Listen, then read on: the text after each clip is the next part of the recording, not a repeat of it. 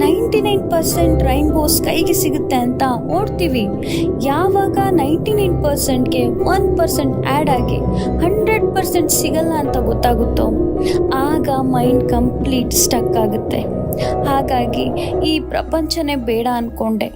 ಅವತ್ತು ಡಾಕ್ಟರ್ ಒಂದು ಮಾತು ಹೇಳಿದ್ರು, ನಾವು ಎಷ್ಟೇ ಸಂಪಾದನೆ ಮಾಡಿದ್ರು ನಮ್ಮ ಹೊಟ್ಟೆ ಇರೋದು ಇಷ್ಟೇ ಅಲ್ವಾ? ಹೌದು ಸರ್. 1 ವರ್ಷದ್ದು ಬೇಡ 3 ಹೊತ್ತಿಂದು ಒಟ್ಟಿಗೆ ಊಟ ಮಾಡೋಕ್ಕಾಗುತ್ತಾ? ಆಗಲ್ಲ. ಆದರೆ ಹ್ಯೂಮನ್ ಬೀಯಿಂಗ್ಸ್ಗೆ ಥಾಟ್ಸ್ ಅನ್ನೋದು ಅನ್ಕಂಟ್ರೋಲ್ಡ್. ಟ್ಯಾಬ್ಲೆಟ್ ಕೊಟ್ಟರೆ ಮೈಂಡ್ ರೆಡಿ ಆಗುತ್ತೆ, ಇಂಜೆಕ್ಷನ್ ಕೊಟ್ಟರೆ ಸೂಸೈಡ್ ರಿಯಾಕ್ಟ್ ಮಾಡಲ್ಲ. ಆಮೇಲೆ ಇನ್ನೊಂದು, ಪೂಜೆ ಮಾಡಿಸಿದ್ರೆ ಕಂಪ್ಲೀಟಾಗಿ ರೆಡಿ ಆಗ್ತಾರೆ ಅನ್ನೋದು. ಮತ್ತೇನು ಮಾಡಬೇಕು ಡಾಕ್ಟರ್? ನೀವೇನು ಮಾಡಬೇಡಿ, ಇವ್ರು ಮಾಡಬೇಕು. ಅವರು ಮೈಂಡಲ್ಲಿ ಒಂದು ಥಾಟ್ಸ್ ಕ್ರಿಯೇಟ್ ಮಾಡಿಕೊಂಡು ಅದನ್ನು ಚೇಸ್ ಮಾಡ್ತಾ ಇರ್ತಾರೆ. ಅವರು ಅದನ್ನು ಫೇಕ್ ಅಂತ ಕನ್ಸಿಡರ್ ಮಾಡಿ ರಿಯಾಲಿಟಿ ಕಡೆ ಓಡಬೇಕು.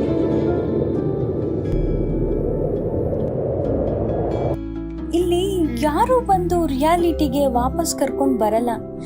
ನಾವೇ ರಿಯಲ್ ಲೈಫಿಂದ ರಿಯಾಲಿಟಿ ಲೈಫ್ಗೆ ಬರಬೇಕು.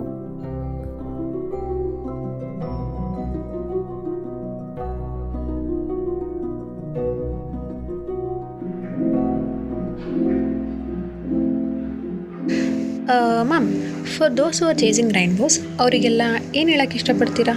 If you are chasing rainbows, you are trying to do or achieve something that is not really possible in reality ಅಂತ ಹೇಳಕ್ಕೆ ಇಷ್ಟಪಡ್ತೀನಿ. That's true ma'am.